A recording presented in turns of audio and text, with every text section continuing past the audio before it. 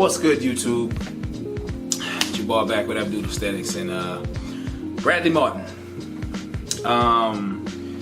Bradley Martyn has been the topic of discussion because of he recently went to a interview and displayed why he doesn't compete professionally anymore. If you don't know who Bradley Martyn is, he's a Instagram, YouTube personality, really big in the fitness community. And he went to the interview and told why he doesn't compete anymore. And he said it's because of the shadiness and how crooked things can get.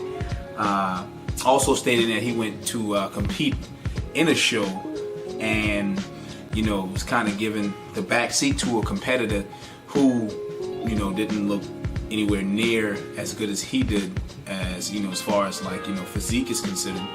And also stating that a guy told him, come to my show and you'll win regardless. You know what I'm saying? And a lot of people are talking, thinking whether or not, this is legit. And I'm here to say, man, I believe him. You know what I'm saying? It's like crazy. When you got these guys, man, it's really all about money. It sucks that it's like that. But in all reality, it's really all about money because, take the men's open, with Phil Heath and those guys like that, Kai Green and them. Take the men's open, for example.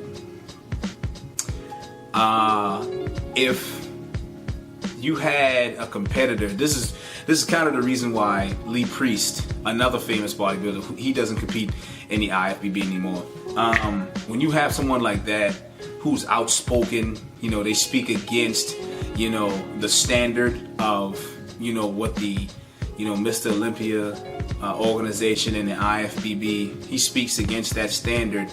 Even if he has the best physique, they're not going to let him win. One, because he went against what they wanted, and two, that kind of brings a lot of negative energy into the arena of what you're trying to do as far as making money is concerned.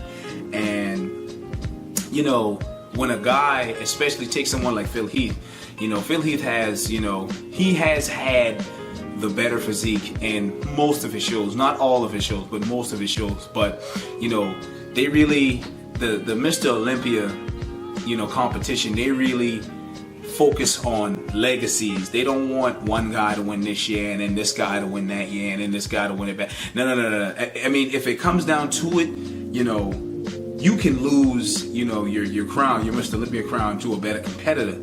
But if they can help it, they would prefer to have, 4-time Mr. Olympia, 5-time Mr. Olympia, and 8-time Mr. Olympia. Got two of them, Ronnie Coleman and Lee Haney.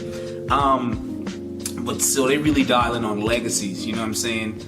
And the fact of the matter is, when he said that, I completely understood where he was coming from, because, you got this guy at the top of, the list who, people respect him, people like him, and he's a competitor for your show, and he's going to bring in a lot of people versus a few guys who many people may not know as well, who they're not going to sell as many magazines, they're not going to sell as many shows, not going to sell as many tickets. You kind of got to make a decision, and it's an obvious decision who you're going to allow to win that show, which is the headliner. You know what I'm saying? If, for example, if this year's Mr. Olympia, William Bonac came in 3rd place, had he, brought a better package than Phil Heath, which some will agree that he did and some will disagree, but had he brought a better package that was evident, there's really no way to say he didn't bring that package.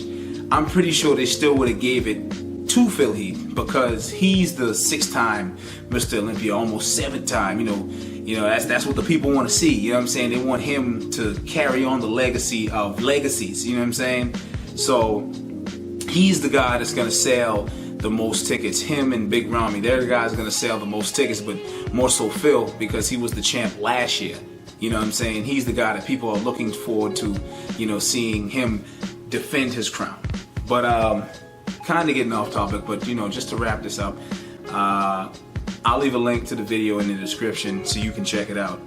But yeah, again, you know, I completely agree with him. Some of these guys are shady. Not to say that all of these competitions are shady, because they're not. Some of them are wholesome, and they actually, you know, represent what bodybuilding is and what competition is supposed to be. Not, you know, all about the money. It's actually all about, you know, competition and competitive. How, you know, how much work did you put in? Did you put in more work than this man? And, you know, who has the best genetics and blah, blah, blah, blah, blah. Anyway, with that being said, man, like, share, comment, subscribe, and until next time, deuce.